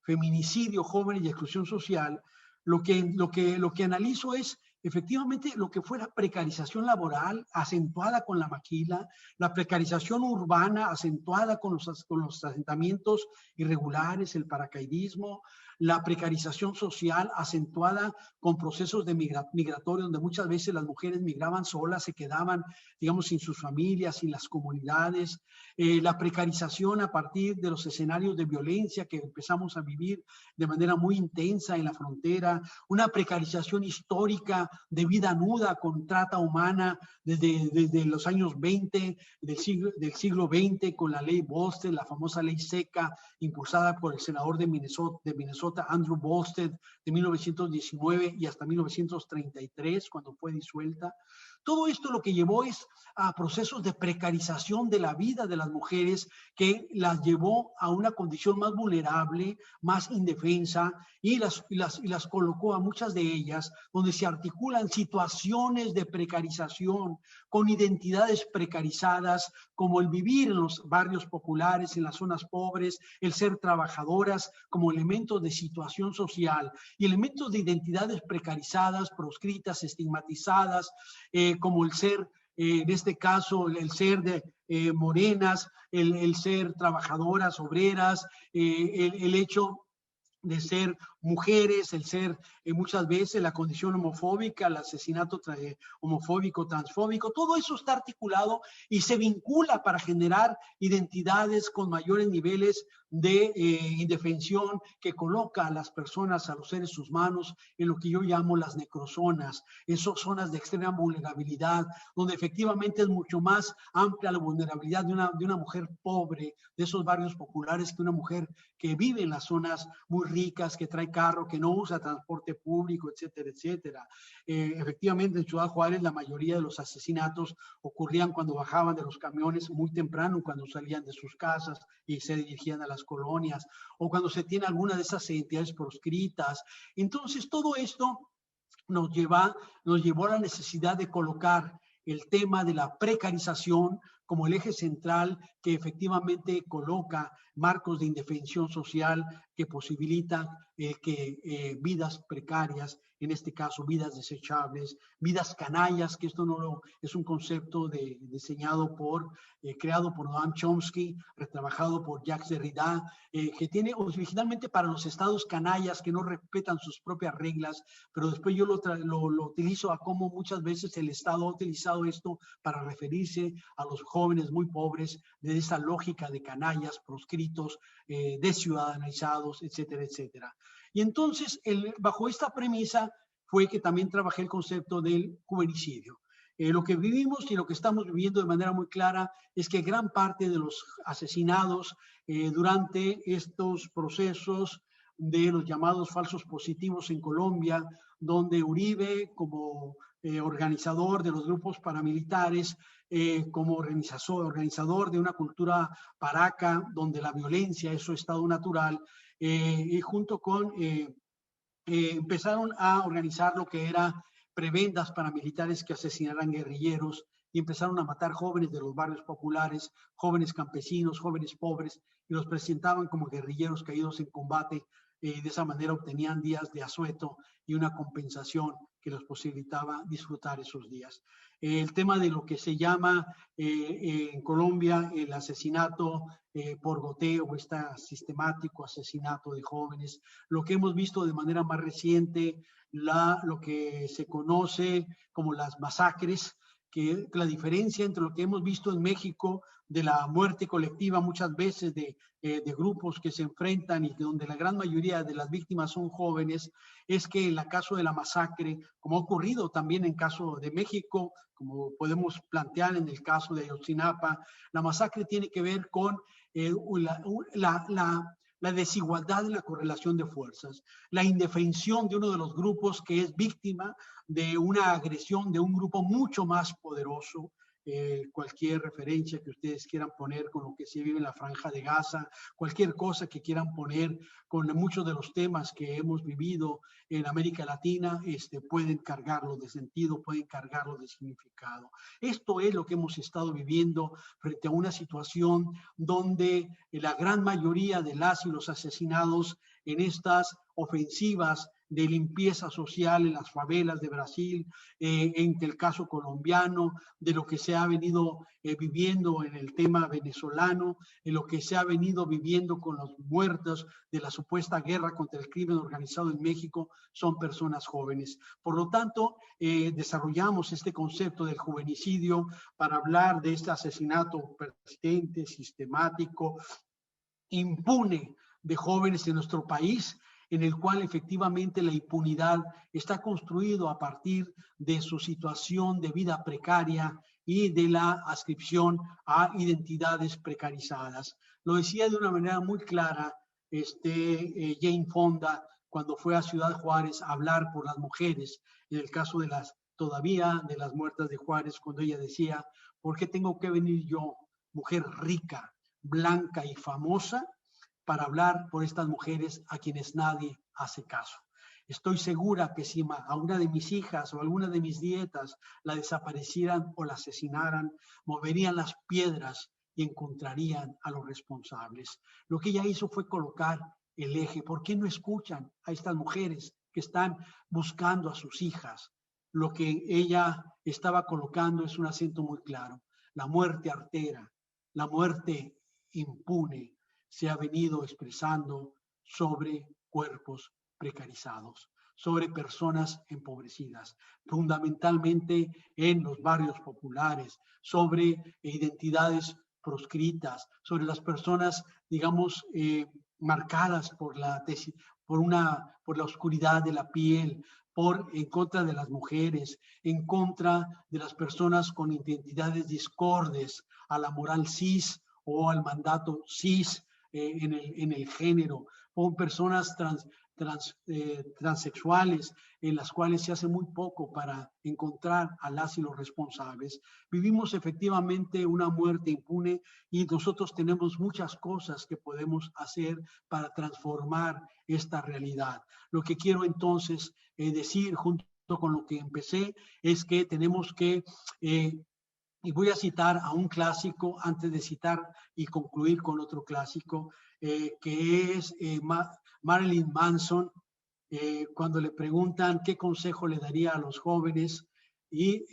él dice, yo a los jóvenes no les daría ningún consejo, basta de darle consejo a los jóvenes están hartos de escuchar consejos, los jóvenes lo que necesitan es que les escuchemos. Y yo creo que además de la escucha, lo que necesitamos es romper la condición de subalternidad en la que viven millones de jóvenes a quienes se les ha expropiado las condiciones para construir proyectos de vida, proyectos de futuro vivible, a quienes se les ha expropiado la esperanza. Y entonces estas maneras desde las cuales se construye la resistencia juvenil, desde las cuales las experiencias juveniles se van acumulando y luchan por transformar estos marcos sociales, estas formas capitalistas, neoliberales, que les impiden, digamos, que les obliteran sus posibilidades de generar caminos en los cuales puedan andar futuros certeros, futuros claros, futuros donde ellos se sientan reconocidos. Vemos una esperanza que se acumula y termino entonces con la cita de mi última cita y mi última reflexión. Y esta corresponde a Walter Benjamin en la metafísica de la juventud, en un texto que se llama Educación, Cultura y Juventud, cuando él habla de la experiencia juvenil y plantea cómo en esta lucha que se va dando entre la experiencia de los jóvenes y esta experiencia construida desde los sueños de las y los jóvenes. Pero dice, se vive una situación donde tradicionalmente los sueños de las y los jóvenes se ven aplastados por la experiencia de los adultos. Y es este tema de la experiencia de los adultos, y me incluyo en esta reflexión para que ustedes me puedan lanzar, los jóvenes que estén aquí presentes me lancen tomatazos, y los no tan jóvenes también.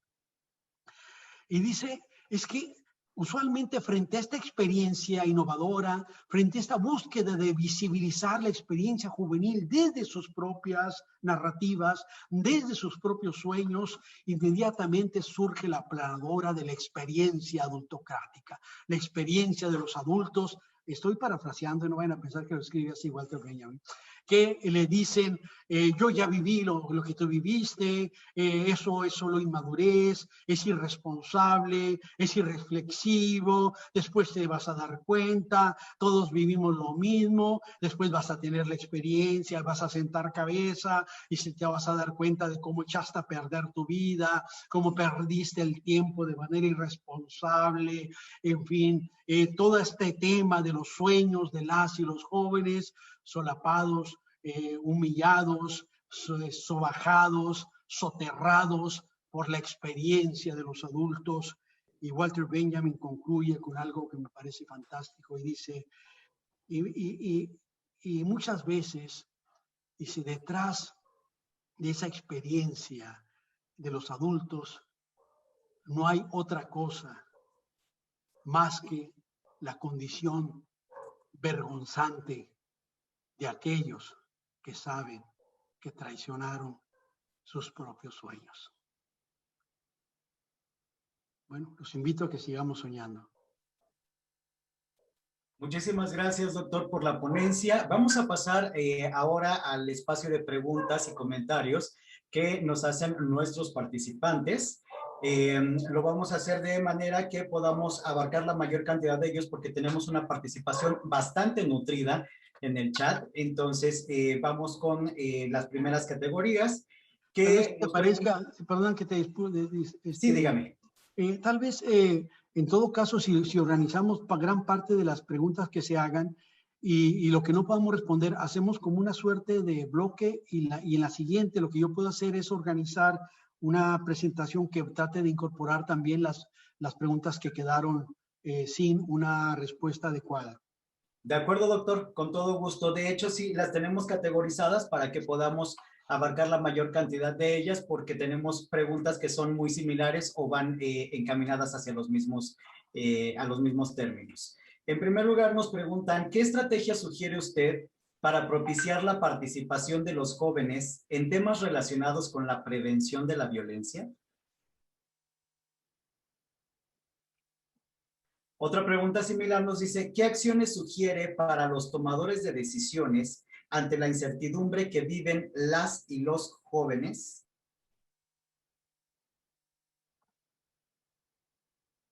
Sí. ¿Sí? ¿Gusta que agregue otra pregunta sobre la misma categoría? Y también nos preguntan, ¿de qué manera se podría impulsar el cambio de mentalidad de las y los jóvenes en zonas marginadas?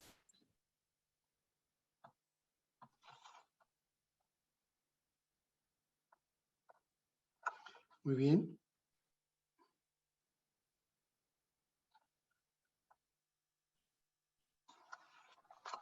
¿Listos? Sí. Muy bien, mira, yo creo que podemos vincularlas. Y yo creo que, bueno, lo primero, con lo que yo terminaba, cómo ampliar, cómo potenciar y cómo construir estrategias que permitan esa mayor participación de las y los jóvenes frente a la violencia. Yo les diría, en primer lugar, con lo que cerré, escuchar las experiencias que emergen todos los días desde los barrios. Las experiencias que nos hablan de cómo se construye la idea del adversario o la amenaza desde los propios barrios, donde muchas veces figuras que supuestamente son las que los cuidan están también vinculadas con quienes les agreden. Elementos que tienen que ver con algo que yo siempre señalo y que voy a colocar ahorita. No hay solución para los problemas de los jóvenes. No existe una solución para los problemas, ni para la violencia, ni para ninguno de los grandes problemas juveniles desde la condición juvenil.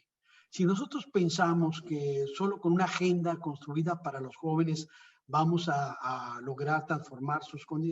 las condiciones en las que viven, estamos equivocados. Los grandes problemas de los jóvenes son los grandes problemas del proyecto nacional, son los grandes problemas del proyecto social, son los grandes problemas del horizonte civilizatorio que tenemos. Los grandes problemas, los jóvenes son la gran metáfora de lo social que vivimos. Los grandes problemas de los jóvenes son la desigualdad, son el empleo, es el tema de la educación, es el tema del respeto, es el tema de la conformación de ámbitos de convivencia seguros, son los temas de una violencia que les afecta principalmente, pero no solo a ellos. Entonces, tenemos que construir al mismo tiempo que pensamos en la especificidad de la condición juvenil, en lo que serían estrategias para transformar los grandes ejes del proyecto nacional que tenemos, por un proyecto más incluyente, por un proyecto menos desigual,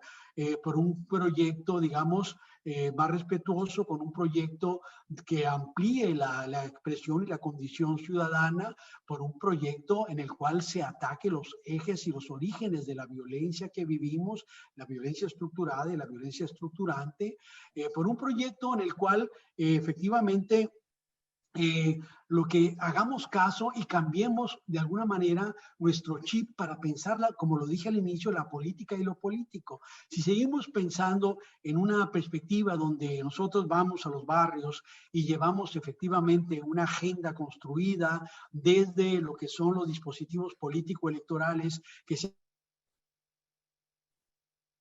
han convertido en el eje principal de los partidos, pues muchos jóvenes no se van a sentir reconocidos, pero al mismo tiempo tampoco se sienten incorporados, porque a lo largo de el tiempo en que no hubo elecciones, no hubo un vínculo directo con las organizaciones. Entonces, lo que se necesita es trabajar desde esas agendas sociales de las que hablamos, trabajar en elementos que tienen que ver con construir desde el barrio las condiciones de seguridad. Mientras no se construyen desde arriba, se tiene que construir junto con los actores del barrio agendas de seguridad, junto con las agendas ecológicas de respeto a la naturaleza, del respeto a los derechos humanos, agendas que tengan que ver con la búsqueda de la equidades de género, del respeto a las diferencias socioculturales, antirracistas, etcétera, etcétera. Todo esto, entonces, pasa por una situación central. Necesitamos aterrizar en los barrios, necesitamos estar en los barrios, necesitamos dialogar con los jóvenes, necesitamos cambiar nuestras metodologías desde estas perspectivas, también en la academia, heteronómicas, que tiene que ver con que tenemos ya hecho una mirada de qué queremos, ya tenemos nuestro diseño de investigación, ya nomás llegamos con nuestro cuestionario y le preguntamos, díganos ¿usted qué piensa entre las opciones A, B, C? ¿O usted qué piensa? No, tenemos que construir a partir de cuáles son los propios problemas que ellos identifican que tienen. Tenemos que pensar formas dialógicas, formas horizontales de construcción del trabajo de investigación, formas horizontales de construcción de la acción política con ellos, formas horizontales de construcción de los sentidos de la acción colectiva, formas horizontales de pensar, de vivir, de sentir y de representar el barrio, la colonia, la ciudad, el país, el mundo. Tenemos que partir de miradas distintas. Si seguimos pensando de esas lógicas y no entendemos que tenemos que transformar nuestra perspectiva de la política y de lo político y de quiénes son las y los actores, tenemos que entender qué significan esos elementos embarrados en las paredes, qué significa el graffiti, qué significan los placazos, qué significan la transformación, qué significan los performances de los barrios. Todo esto parte de una condición dialógica desde la cual tenemos que construir otras formas de relación política y también obviamente político-cultural, porque no podemos ya disociar ambos elementos. Y vemos también todavía que si, bueno, se llevó,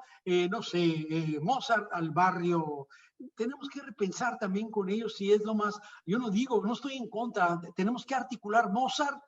con los elementos de la cultura popular, con la música que ellos están escuchando, con los propios dispositivos, generar talleres de creación musical sobre su motivación, así como surgió el rap, pasándose el micrófono unos a otros para hablar de lo que ocurría en el barrio, esa impronta afro-jamaicana que también estuvo presente en los orígenes del 72 del rap y del hip hop. Tenemos que pensar, aunque en México ya teníamos una expresión proto-rapera, con el Piporro, que ya rapeaba antes de que surgiera la expresión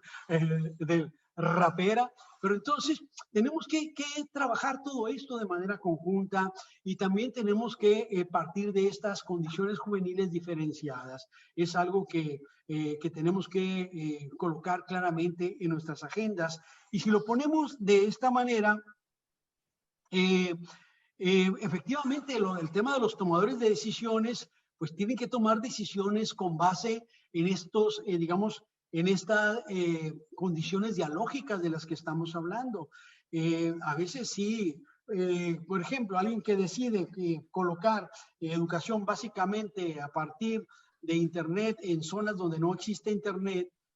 o donde la gente no tiene la televisión, lo básico es primero la dimensión dialógica para que los tomadores de decisiones, lo primero que hay es tener un pulso de lo que está ocurriendo en la sociedad. No, es que es increíble que todavía de repente alguien diga, por ejemplo,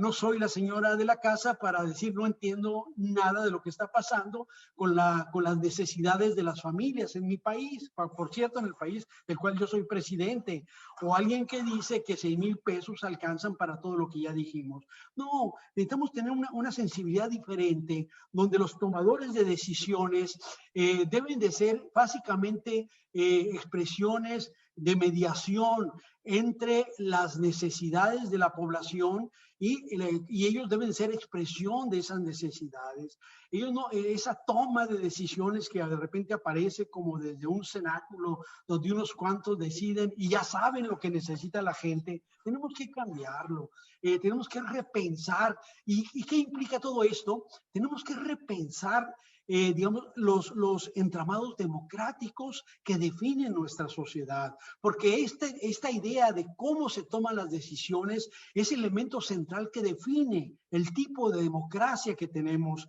Quienes piensan todavía que basta con que la gente vote una vez cada 6 años y les deje después la tarea a los tomadores de decisiones para que decidan por ellos, pues realmente en una perspectiva de democracia que es muy poco democrática. Entonces tenemos que buscar otra vez esta relación cercana entre los tomadores de decisiones, digamos, con decisiones tomadas desde lo que serían las propias necesidades de aquellos y aquellas que les posibilitan que estar en una condición donde pueden organizar las necesidades colectivas para a partir de ahí generar programas que redunden en beneficio de la sociedad en su nivel más amplio y no de unos solos cuantos. Entonces, y esto va muy vinculado con lo mismo, cómo cambiamos la mentalidad de los sectores marginales. Yo diría, bueno, primero el propio concepto de lo marginal o de la marginación. En esta idea que se debatió mucho en los 70, 80, la idea de la marginación, el famoso libro de Cynthia Lummis, Cómo sobreviven los marginados. Pero la marginalidad es expresión directa, está en el centro de lo que sería el sistema social que tenemos. Los marginales son expresión también metafórica del capitalismo, del tardocapitalismo que vivimos. Y entonces, ¿cómo podemos cambiar la mentalidad al mismo nivel? Lo que tenemos que hacer, están surgiendo procesos desde abajo sumamente interesantes, sumamente poderosos. Esto que estamos hablando, los grandes cambios que estamos viendo en Argentina, en Brasil, en Ecuador, en Bolivia, en Perú, en Chile, en México, protagonizados por las y los jóvenes de estos sectores populares. Hay que escuchar esas voces, hay que pensar que detrás de estas expresiones lo que hemos hecho es que no los hemos escuchado, no hemos tenido capacidad de escucha. Y de ahí entonces tengo que, podría yo cerrar este bloque con la famosa metáfora de Gayatri Chakraborty-Spivak, sobre si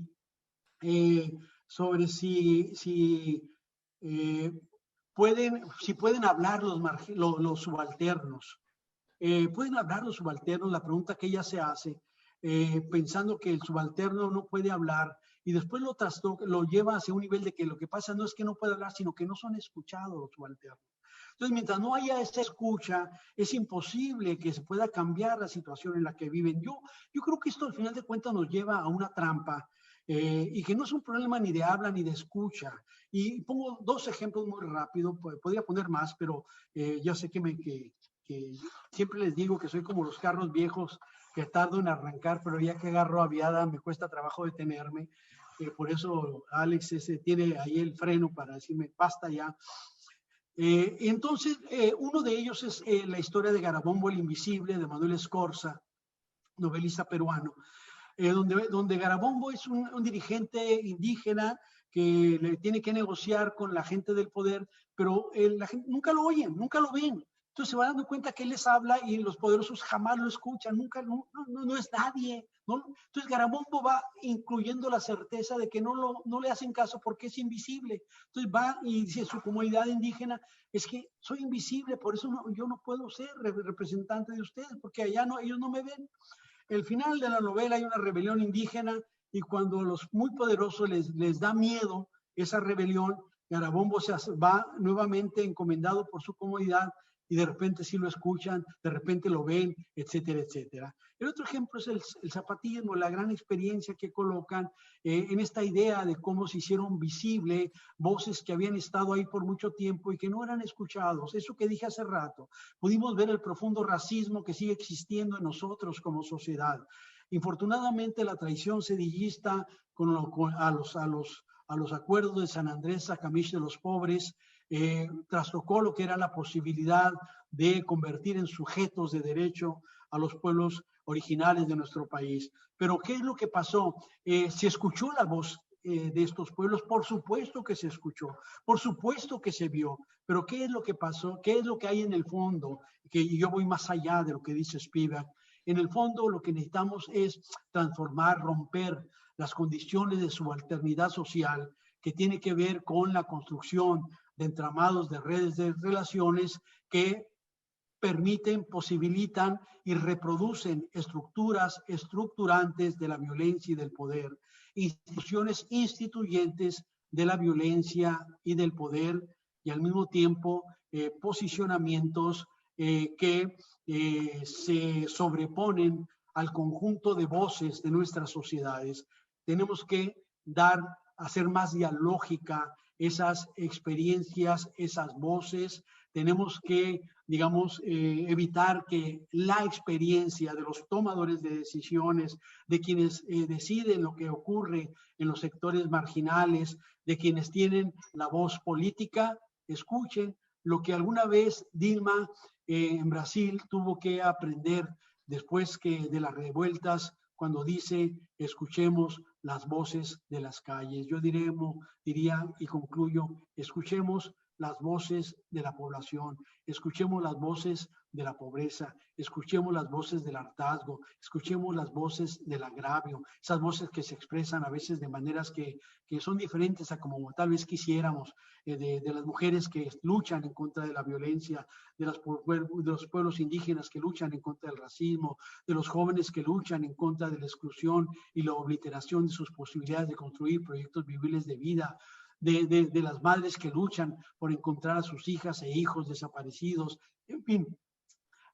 el tema aquí es construyamos los entramados dialógicos en los cuales podemos escucharnos todas y todos para construir un nuevo proyecto de vida, un nuevo proyecto de mundo mucho más incluyente en el cual todos podamos participar y no existan voces marginales, que todas las voces se encuentren en el centro. Muchas gracias, doctor. Las siguientes dos preguntas están relacionadas también entre sí. La primera de ellas nos dice, me gustaría saber qué opina el doctor Valenzuela respecto al término generación de cristal para referirse a las juventudes. Y la siguiente es, ¿cómo rompemos con el adultocentrismo?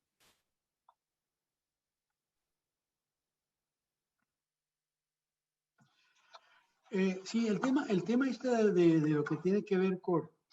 la generación de cristal, esto es un concepto, como ustedes saben, en Weber, que tiene que ver con el techo de cristal, que tiene que ver con esos marcos, esos techos invisibles que a veces no vemos o que no se quieren ver, que hacía que, por ejemplo, las mujeres no pudieran llegar a ciertos niveles en el marco gerencial en la función pública o en las organizaciones políticas. Esto que hace que, por ejemplo, cuando triunfa la revolución bolchevique en Rusia, con la Unión Soviética, mujeres como Alejandra Kollontai, Vera Zasulich,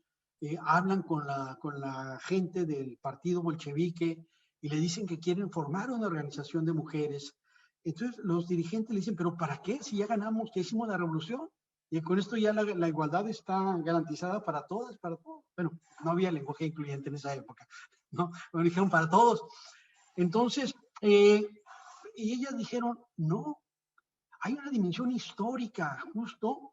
que hace que el tipo de relación hombres y mujeres sea muy desigual. Y nosotros intentamos generar organizaciones propias de mujeres que nos permitan en ese marco debatir, discutir y generar, digamos, marcos de confianza que nos ayuden a poder estar en igualdad de debate con ustedes. Ojo, no es que la Kollontai fuera nada limitada para debatir, ni mucho menos, ni muchas de estas grandes feministas. Entonces, a lo que voy con esto es que se hablaba de ese techo de cristal que después se ha recuperado para seguir pensando en lo que sería estos elementos que limitan las posibilidades de avance, de cambio, de mejora de ciertos grupos sociales. Esto se empezó a usar mucho en el caso colombiano a partir de lo que llamaron también las fronteras invisibles. Y las fronteras invisibles tenía que ver con elementos que no se ven, no están ahí, como las fronteras metálicas que tenemos aquí en la frontera México-Estados Unidos, los 3.164 kilómetros, las fronteras de hormigón que había o de concreto entre las Alemanias, o la de hormigón en el caso de Israel-Palestina, o lo que yo llamo los muros de agua, y no plagiándome a José Revueltas, como las que existen en Cuba, Estados Unidos, o en el río Bravo, etcétera, etcétera, sino estas fronteras, esos muros de agua, para hacer referencia a esta condición de mares, lagos, ríos, que efectivamente sirven como fronteras, y las fronteras pensadas como sistemas y dispositivos de clasificación social. Ojo, no sistemas naturales. En otro momento podría desarrollar esta teoría que tengo sobre las fronteras, pero lo que voy es, así se fue pensando esas fronteras de cristal, donde los grupos sabían que si tú cruzabas una calle, habías cruzado una frontera invisible. Entonces, donde estaban los del otro grupo, que te podían golpear o te podían matar. Entonces se ha recuperado esta idea, y en el caso de los jóvenes también sigue habiendo, digamos, esas fronteras de cristal, como existía ese techo de cristal que hablaba Weber, o ese techo de cristal que se ha utilizado mucho en las teorías feministas para referirse a mecanismos no solo ideológicos, sino también de violencia simbólica, este concepto de Pierre Bourdieu, que tiene que ver con estas violencias naturalizadas por el sentido común, por el orden natural de las cosas. Es normal que le peguen o que los afros se tengan que levantar para dar el asiento a los blancos en Estados Unidos antes del movimiento de los derechos civiles. Es normal que algunos hacendados golpeen a los pueblos indígenas. Es normal que los hombres maltraten a las mujeres y las obliguen a realizar cierto tipo de actividades. Es normal que la gente golpee, maltrate a las personas homosexuales, lesbianas, transexuales. En fin, es normal que los padres golpeen a los niños. Toda esta violencia simbólica naturalizada efectivamente forma parte de los andamios, de los techos de cristal y las fronteras de cristal. Y en ese sentido, esa frontera de cristal también tiene que ver con esto que ya señalábamos, esta idea donde los jóvenes, por mayor capacidad que tengan, los mundos adultocráticos consideran que no son fiables porque, pues, lo mismo que ya señalé, no tienen la experiencia o son muy jóvenes, todavía ellos no pueden utilizar, está mejor capacitado que yo, pero no puede tener ese cargo porque yo soy quien tiene la experiencia, porque somos nosotros los que nos defendemos. Y por ahí Mario Benedetti tiene un texto donde también habla, dice, los adultos hemos hecho tan mal las cosas que ya es tiempo que le demos el paso a los jóvenes. Y esto me coloca directamente con la segunda pregunta, en el sentido cómo empezar a combatir el adultocentrismo. Bueno, lo primero yo diría, a la siguiente ya no me inviten a mí, por favor, inviten a un joven que también compartan. Pero yo creo que tenemos en este sentido sí que, ahora sí, yo lo que digo es, lo tenemos que romper a través de la articulación. La articulación, que es un elemento que base de lo que antes llamé la ley de desarrollo desigual y conveniado. Y es que finalmente en este cruce de miradas es donde podemos construir nuevos sentidos de vida y de mundo. Es a partir de la articulación, porque finalmente los jóvenes no son solo jóvenes y los adultos no son solo adultos. Jóvenes también son mujeres, también son indígenas, también son lesbianas, también son homosexuales, también son afrodescendientes, también son pobres, también son obreros, también son ricos, también son etcétera, etcétera, etcétera. No es solo. Entonces tenemos que trabajar desde la articulación. Esto que, por ejemplo, ahora se ha recuperado desde la perspectiva de la interseccionalidad en los estudios de género. Pero Y hay que tener también mucha claridad sobre esto. Yo prefiero seguir hablando de articulación, porque tiene que ver con el conjunto de elementos que nos ayudan a entender por qué cierta articulación de repertorios identitarios que portamos como personas nos hacen más o menos vulnerables que otras. Y por eso es importante incorporar la interseccionalidad. Yo creo que hay un asunto aquí interesante para pensar, porque sí se ha avanzado mucho en pensar la interseccionalidad en la condición de género, ¿no? Los distintos feminismos hablaban de un feminismo, digamos, que tenía que ver básicamente con la condición hombre-mujer, lo que antes se llamaba feminismo radical, que no era tal, digamos,